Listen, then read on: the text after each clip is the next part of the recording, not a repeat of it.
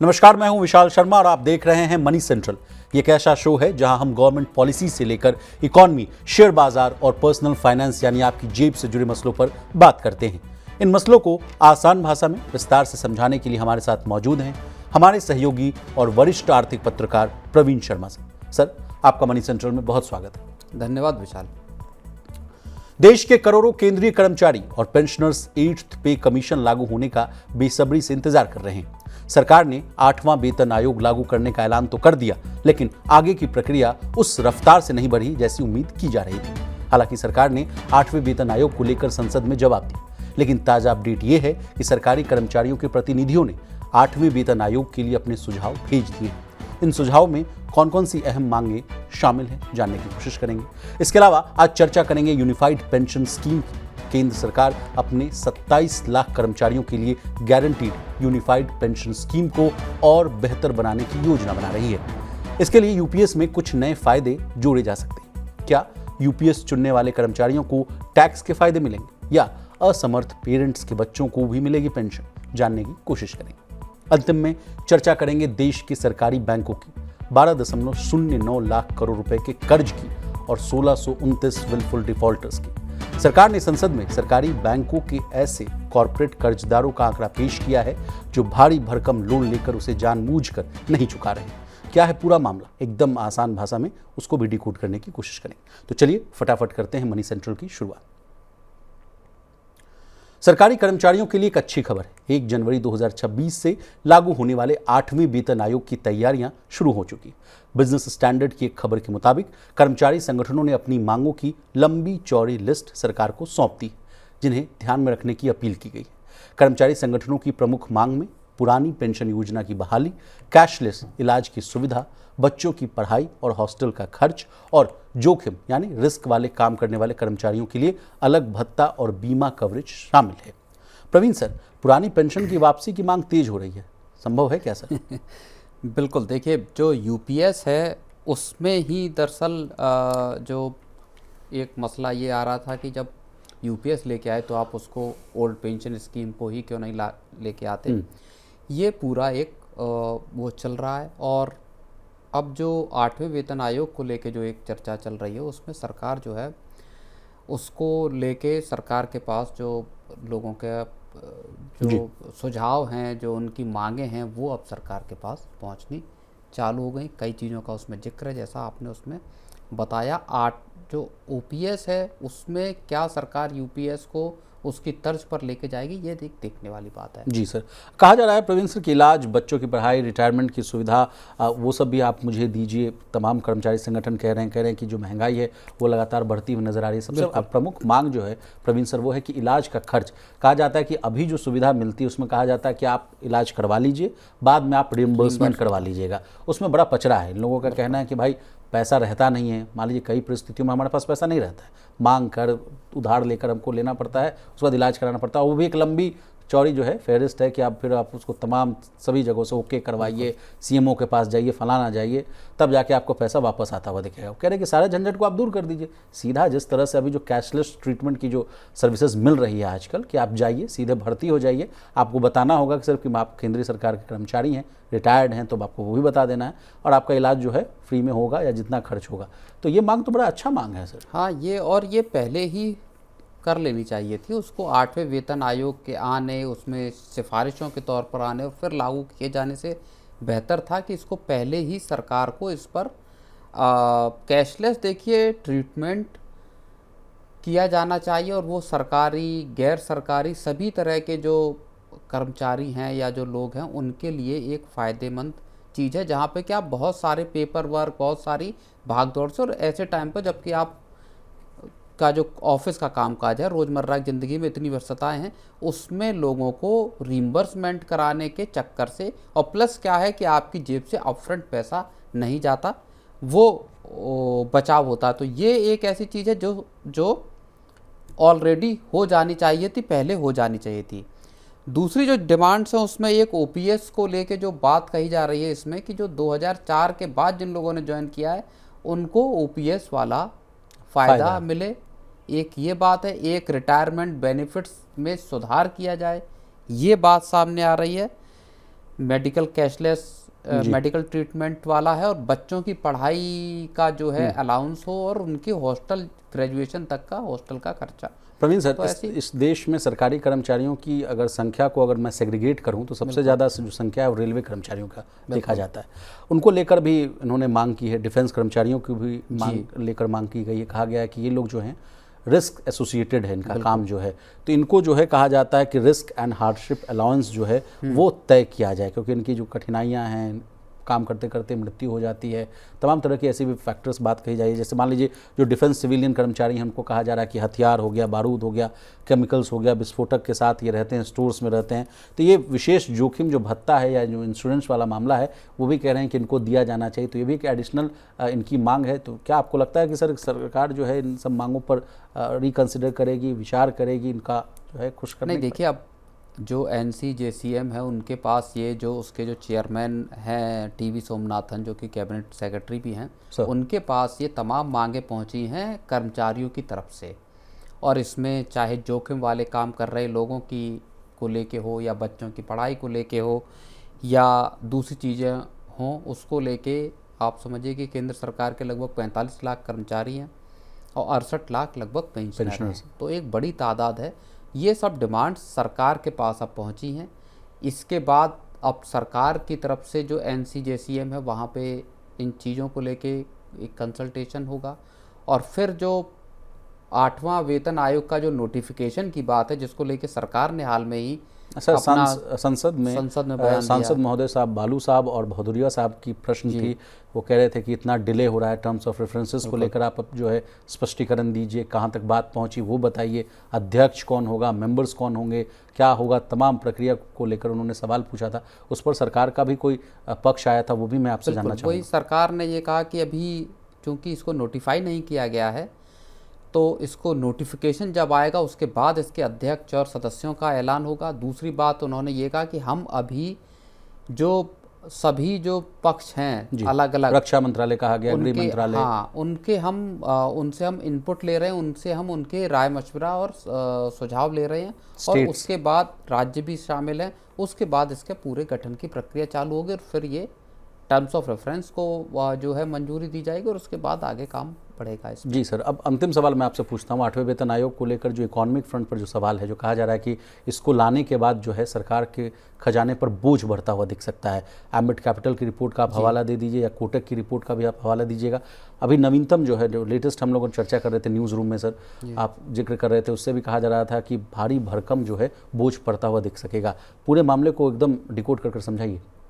नहीं, देखिए, जो कोटक की रिपोर्ट आई है वो ये बता रही है कि 2.5 से 3.5 लाख करोड़ रुपए तक का खर्च सरकार के ऊपर 8वें वेतन आयोग का पड़ सकता है।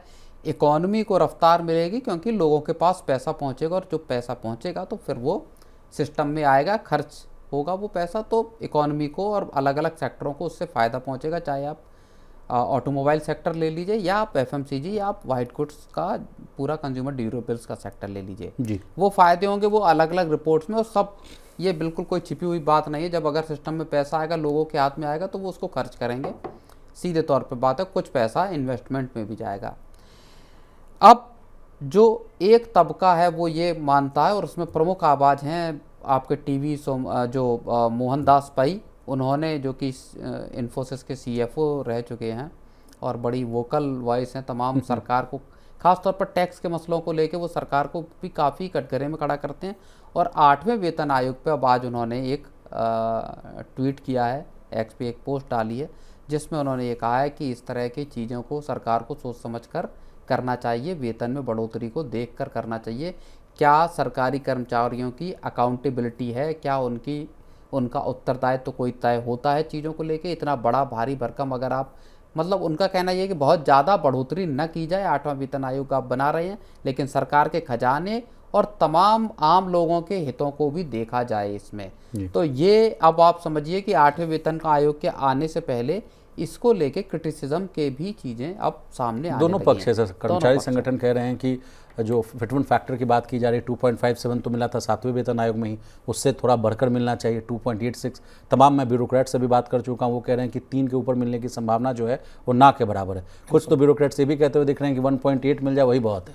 और अब देखिए भाई साहब का स्टेटमेंट हुआ, तमाम इकोनॉमिस्ट जो कहिए जो अच्छे ऊंचे पद पर बैठे हुए हैं वो कह रहे हैं कि भाई ज़्यादा पैसा अगर आप दे दिया तो वो भी एक चिंता की बात होगी। चलिए सर आगे बढ़ते हैं। उसमें एक डिस्पैरिटी वाला मसला भी आ जाता है, बस एक लाइन कहूँगा, डिस्पैरिटी का मसला आ जाता है। और एक लंबे वक्त से अब ये बातें कही जा रही हैं कि सरकारी कर्मचारियों का वेतन प्राइवेट कर्मचारियों के वेतन के मुकाबले में बहुत ज़्यादा है। मतलब उसमें अब एक गैप, अंतर है, अच्छा खासा अंतर दिखाई देने लगा पे है। पैरिटी गैप वाली इशू है। बिल्कुल। दूसरी चीज, पहले ये माना जाता था कि प्राइवेट सेक्टर के कर्मचारियों की सैलरीज अच्छी खासी होती है, सरकारी सेक्टर का कर्मचारी एकदम खराब सैलरी पे काम करता है। क्यों? इसके पीछे कारण है वो परफॉर्मेंस लिंक्ड जो है वो वाली बात है कि सर अब ये चीज हो गई है कि सरकारी कर्मचारियों का वेतन काफी ज्यादा हो गया, प्राइवेट सेक्टर के कर्मचारी उस हिसाब में कम है। और अब वो बात आने लगी कि आखिर सरकारी कर्मचारियों की अकाउंटेबिलिटी कितनी है। प्राइवेट सेक्टर के कर्मचारी ज़्यादा काम करते हैं, ज़्यादा परफॉर्म करते हैं, ज़्यादा डिलीवर करते हैं, उनकी नौकरी का कोई भरोसा नहीं है, आज है कल नहीं है। कोई पक्की पेंशन का भरोसा नहीं है कि आपको पेंशन मिलेगी या नहीं मिलेगी, या दूसरे जो बेनिफिट्स हैं वो उस मुकाबले नहीं है जिस मुकाबले सरकारी। तो अब जो है वो एक बहस भी हो सकता है 8वें वेतन आयोग के आते आते एक बड़ा रूप लेती हुई दिखाई दे। चलिए सर आगे बढ़ते हैं। केंद्र सरकार अपने 27 लाख कर्मचारियों के लिए गारंटीड यूनिफाइड पेंशन स्कीम यानी यूपीएस को और अट्रैक्टिव बनाने की तैयारी कर रही है। इसके लिए यूपीएस में कुछ नए फायदे जोड़े जा सकते हैं। इनमें आश्रित बच्चों के लिए पेंशन शामिल हो सकती है, खासकर उन कर्मचारियों के लिए जो सिंगल माता पिता हैं। इसके साथ ही यूपीएस से मिलने वाले टैक्स लाभों की गारंटी भी दी जा सकती है ताकि कोई झंझट ना हो। देखिए, दरअसल यूपीएस पेंशन स्कीम उन लोगों के लिए शुरू हुई थी जो अपनी पेंशन को लेकर पूरी तरह से निश्चिंत रहना चाहते हैं, लेकिन अब तक इसे ज़्यादा लोगों ने अपनाया नहीं। अप्रैल से 3 महीने का मौका स्विच करने के लिए दिया गया था, लेकिन केवल 30,000 लोगों ने इसे ऑप्ट किया, यानी 1% जो है एनपीएस सब्सक्राइबर्स ने स्विच किया। प्रवीण सर, सरकार इन कदमों से ज़्यादा सरकारी कर्मचारियों का भरोसा जीतना चाहती है क्या? देखिए, इस चीज़ को लेके हम लोग कई बार चर्चा हम लोगों ने की, और हम लोगों ने इस बात का भी जिक्र किया जब सरकार ने इसकी डेडलाइन बढ़ाई 30 सितंबर की, तब हमने इस चीज़ का जिक्र किया था कि हो सकता है कि सरकार इसमें और सुधार करने पड़े।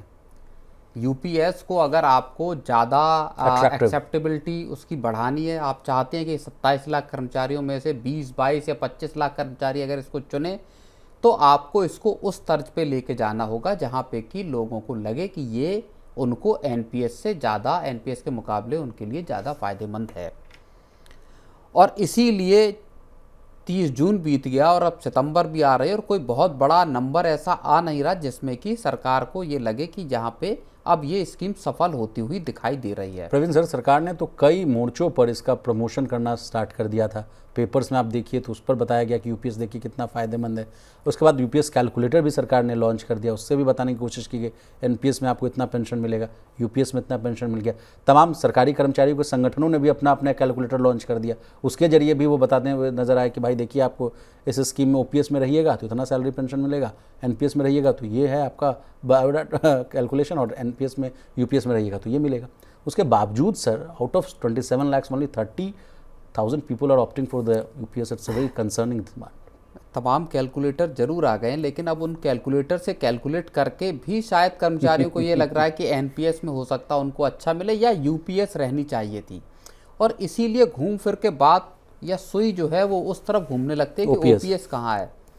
ओपीएस को बेस्ट मतलब प्रेफरेंस कर्मचारी, सरकारी कर्मचारी मान रहे हैं, और ये तादाद भी बहुत बड़ी है जो पेंशनर्स की तादाद है। तो यानी सरकार के पास असल में 8वां वेतन आयोग का भी संकट है और ओपीएस का, पेंशन का भी संकट है। अभी सर जो सूची आई है, जो भेजा गया है सरकार के पास, एनसीजेसीएम वाले लोगों ने भेजा, उसमें प्रमुख मांग तो यही है कि पुरानी पेंशन वाली जो है योजना उसको लागू किया जाए। बिल्कुल, 2004 के बाद जिन्होंने ज्वाइन किया उन सबको ओपीएस में लेके आया जाए।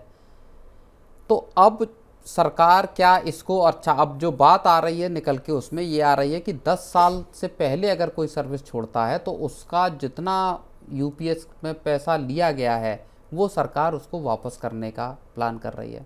फायदा शायद अर्धसैनिक बलों को और तमाम पैरामिलिट्री फोर्सेस के तरह जो काम कर रहे हैं उनको मिलने की उम्मीद भी देने की बात आ रही है। इसमें टैक्स को लेके आ रहा है कि जिस तरह का ओल्ड पेंशन स्कीम में टैक्स को लेके आपको 75,000 रुपये का स्टैंडर्ड डिडक्शन मिलता था, वो यहाँ मिलेगा आपको, और आपकी जो फैमिली है उसको भी पेंशन देने में काफ़ी जो है वो सहूलियत दी जाएगी। इस तरह की सरकार इसको और ट्वीक करके धीरे धीरे, असल में अगर हम कहें तो ओपीएस की तरफ सरकार भी इसको, यूपीएस को ले जाती हुई दिखाई दे रही है। सर मेरा नेक्स्ट प्रश्न ये है कि हूबहू करने की कोशिश है, तो हूबहू से अच्छा है कि यूपीएस हटा के ओपीएस ही लागू कर दिया जाए, लेकिन उसकी क्या फीजिबिलिटी है? क्या सरकार ऐसा कर सकती है या नहीं कर सकते? इकोनॉमिक मोर्चे पर हम आपसे समझना चाहेंगे। नहीं, हो सकता है सरकार धीरे धीरे इस बात को समझ जाए कि जब कुछ तरीका बच नहीं रहा है तो फिर एक आध दो चीज़ों को छोड़ के ओपीएस जैसा ही सिस्टम बना दिया जाए। अब उसमें देखिए, सरकार के खजाने पर मान लीजिए, अगर हम कोटक की रिपोर्ट मान लें या मान लीजिए एम्बिट कैपिटल की या किसी भी दूसरी, अगर आप रिपोर्ट को देख लें 8वें वेतन आयोग के लिहाज से, तो सरकार के खजाने से 1.5-2 लाख करोड़ रुपए जाते हुए 8वें वेतन आयोग में ही दिखाई दे रहे हैं। क्योंकि 1 लाख करोड़ का खर्च तो 12-75 लाख 7वां वेतन आयोग था, वही था। जी। तो यहाँ आपका खर्च बढ़ेगा ही बढ़ेगा, क्योंकि आप एक स्टेप और ऊपर जा रहे हैं, तमाम चीज़ों को नई आप लेके आ रहे हैं उसमें।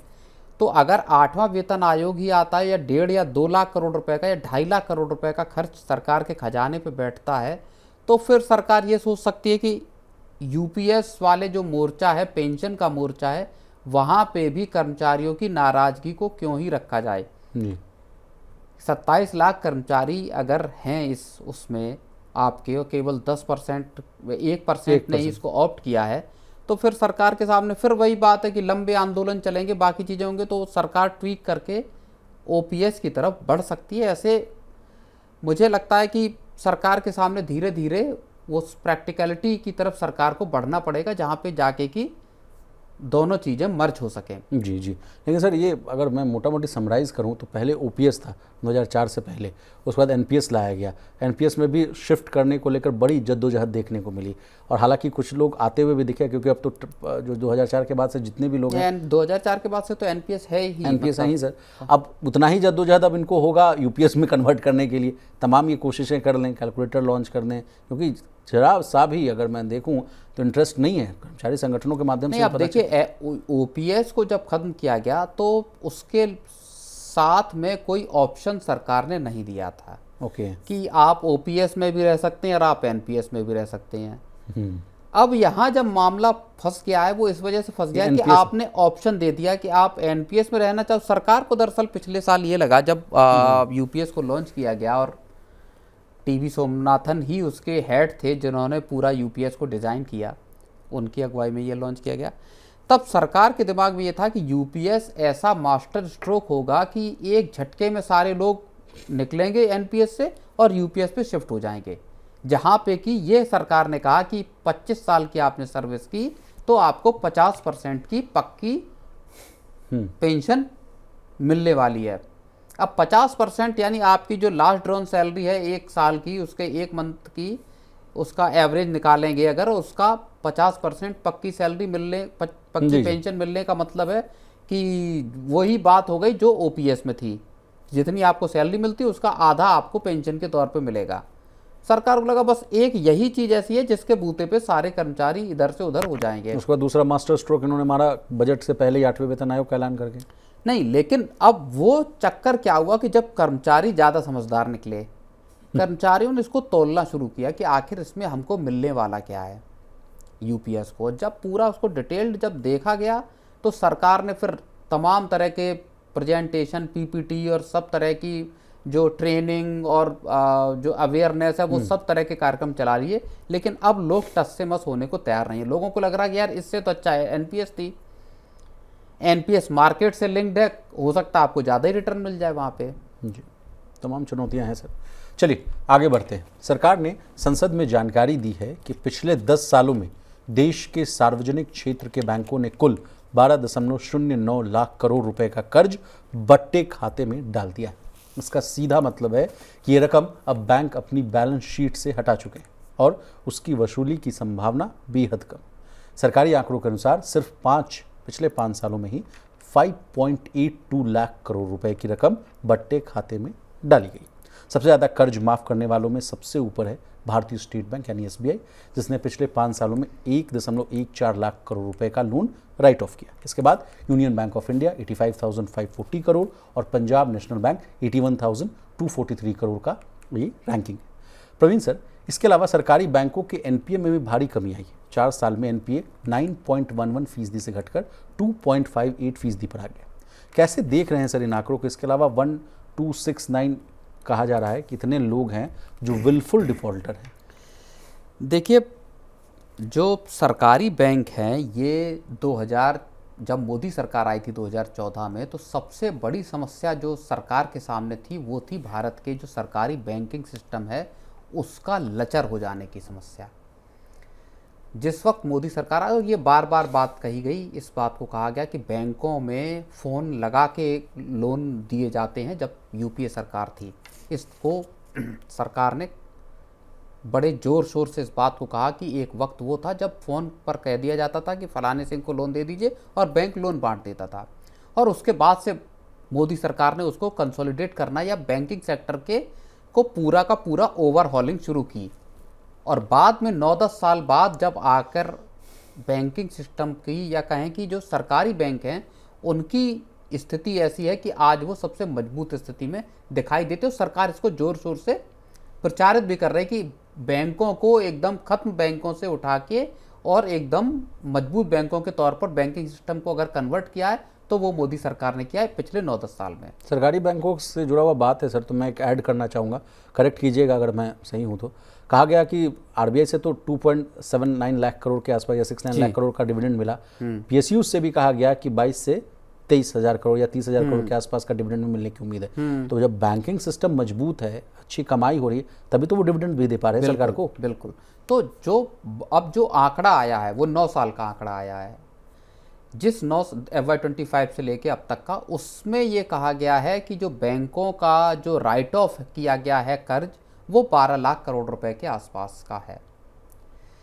सबसे पहले सर चर्चा को आगे लिए चलेंगे, हम अपने व्यूअर्स को समझाना चाहेंगे सर राइट ऑफ होता क्या है, बैड लोन होता क्या है, इसको समझाइए। बट्टा खाता क्या होता है सर? बट्टा खाता मतलब आपने अपनी बुक से उसको हटा दिया, बैंकों ने अपने अकाउंट से उसको हटा दिया। एक तरह से ये मान के चलिए कि इस कर्ज जो आपने भी अपने उसमें इंट्रो में कहा, इस कर्ज की रिकवरी की उम्मीदें कम हैं, लेकिन ऐसा नहीं है कि बैंक उस कर्ज को रिकवर नहीं कर रहे, कोशिश कर रहे हैं उसको। और ये नहीं कि ख़त्म कर दिया कि अब इस लोन को लेने का हमारा कोई इरादा ही नहीं है। उस लोन की वसूली की पूरी कामकाज चल रहा है, लेकिन बैंकों ने उस कर्ज को हटा दिया। अब जो मिल जाएगा उसमें से हो सकता पूरा पैसा निकला है, हो सकता 30% मिल जाए, हो सकता 70% हेयर कट बैंकों को लेना पड़े, दैट इज डिफरेंट थिंग। लेकिन 12 लाख करोड़ रुपए ऐसे हैं जिन्हें मोटे तौर पे आप ये मान के चल सकते हो कि ये पैसा बैंकों का डूब गया पिछले 9 साल में। लेकिन यहां से अब कहानी आती है आपकी एनपीएस की। अगर आप एनपीएस को देखेंगे, जो आपने बताया 9.1% से 11% से पिछले, अगर आप देखेंगे FY21 से, हाँ 2.58 9.11% से गिरकर 2.58% पर आ गई 4-5 साल में। ये तो एनपीएस बैंकों के सब्सटेंशियली डाउन हुए हैं, सरकारी बैंकों के। ये क्या तस्वीर पेश कर रहे हैं सर?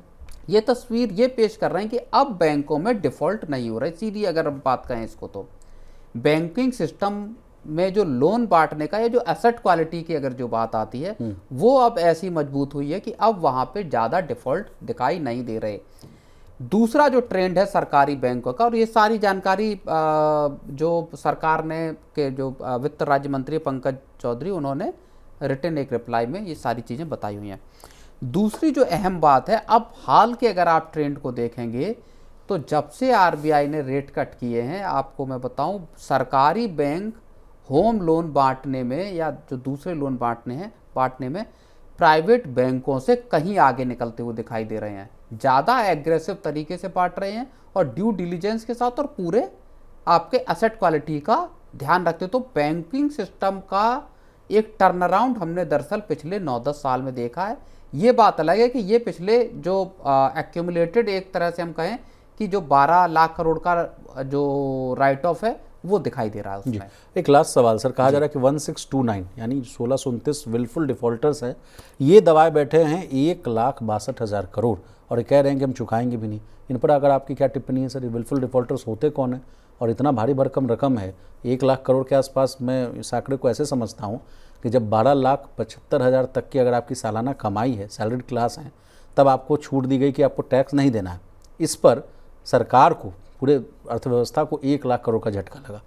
इतना बड़ा स्टेप उठाया गया। उस हिसाब से अगर देखिए तो 1.62 लाख करोड़ एक 1629 लोग दबा कर बैठे हैं, कैसे देख रहे हैं सर? नहीं, विलफुल डिफ़ॉल्टर्स का मामला पहले बहुत गंभीर था, अब तो बहुत ये कहें कि ये चीज़ भी बहुत काबू में आ गई है। और देखिए डिफ़ॉल्ट भी होंगे सिस्टम में और डिफ़ॉल्टर भी नज़र आएंगे, क्योंकि जो भ्रष्ट लोग हैं वो हर जगह हर कहें कि जगह पे मौजूद हैं, चाहे कारोबारी लेवल पे हों जो लोन लेके और जिनका इरादा ये होता है कि किसी तरह से बैंकिंग सिस्टम में सेंधमारी करके और उस तरह से पैसा लेकर उसका मिसयूज किया जाए, वो फ्रॉड के और इस तरह के मामले सामने आते हैं। अब वो 1629 1630 जितने भी लोग हैं, क्या सरकार उनसे वसूली कर पाएगी? और पिछले कुछ टाइम में ऐसा हुआ भी है, चाहे ईडी हो या दूसरी एनफोर्समेंट एजेंसीज हों, उनके जरिए सरकार ने जिस तरह का शिकंजा कसा है उसमें ये तादाद कम हुई है, उसमें लोगों का कि ये प्रवृत्ति भी कम हुई है कि आप बैंक का पैसा लेके मार के बैठ सकते हैं, उस पैसे को बाद में आप न चुकाएं तो सरकार आपका कुछ कर नहीं पाएगी। ये पूरी की पूरी प्रक्रियाओं को सरकार ने दरअसल पिछले, और उसमें देखिए चाहे रिकवरी की जो वो हो NCLT हो या दूसरी ऐसी संस्थाएं हो, तमाम उन तरह की संस्थाओं को, ईडी को सरकार ने एम्पावर किया है, ताकत दी, अधिकार दिए ताकि आप वसूली कर पाएं। तो ओवरऑल बैंकिंग सिस्टम असल में अगर देखा जाए तो इस वक्त अपने सबसे एक अच्छे दौर की तरफ दिखाई देता है। चलिए सर, तो प्रवीण सर आपका बहुत शुक्रिया, आपने कीमती समय निकाला, तमाम विषयों को बहुत ही आसान भाषा में विस्तार से समझाने की कोशिश की। तो आज के मनी सेंट्रल में बस इतना ही। इसी तरह देश, दुनिया और बिजनेस जगत से जुड़ी तमाम ताज़ा तरीन खबरों के लिए बने रहिए हमारे साथ और देखते रहिए मनी नाइन।